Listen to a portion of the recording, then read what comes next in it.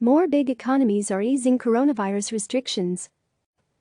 A version of this story first appeared in CNN Business's Before the Bell newsletter. Not a subscriber? You can sign up right here. London: the fight against the coronavirus pandemic is entering a new phase. More and more of the world's biggest economies are taking tentative steps to restart vital industries and allow some people to return to work. Chancellor Angela Merkel on Wednesday said Germany would gradually ease some restrictions on business starting next week, and Volkswagen announced a phased reopening of its European plants. Spain, Italy, Austria, Denmark and the Czech Republic are also lifting some lockdown measures. In Asia, where the pandemic originated, China and South Korea continue to ease restrictions on public life and work. These examples have helped boost global stock markets in recent weeks. But there are still plenty of reasons for caution. New outbreaks could emerge, forcing governments to impose lockdowns for a second time, and consumers could come out the other side with very different habits. This will be anything but a V-shaped recovery, Mark Zandi, chief economist at Moody's Analytics, told my colleague Matt Egan. We'll get out of the gates fast when businesses start to open. But we'll be right in the quicksand because everyone will have an eye on the second wave. When to get back to work has become a huge debate in the United States, where President Donald Trump is preparing to unveil new federal guidelines meant to begin the process of reopening the country.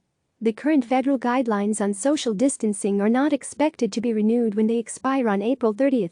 U.S. officials said the White House would work closely with states to ensure reopening efforts are done safely and only when local outbreaks are deemed contained. Many states are not ready to reopen. Some have already extended their own social distancing guidelines past May 1. The scary part? Nobody can say with authority whether these plans can be safely executed or how quickly economies will come back online. Neil Ferguson, an epidemiologist who advises the British government, said Thursday that some restrictions are likely to remain in place even if the government is able to reduce the number of new infections. It's not going to be going back to normal.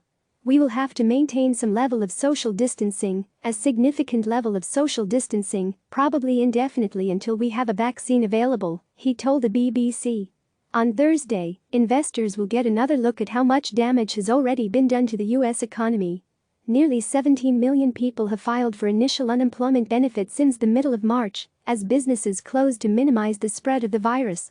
Thursday's data is expected to show another 5.1 million people filed claims in the week ended April 11. Developing economies need urgent help. The trauma caused by the pandemic in developed economies has been well documented. Now, the International Monetary Fund is warning about the impact on poorer countries. More than 100 countries so far have asked for emergency assistance, Kristalina Georgieva, the IMF's managing director, told a meeting of G20 finance ministers and central bank governors on Wednesday.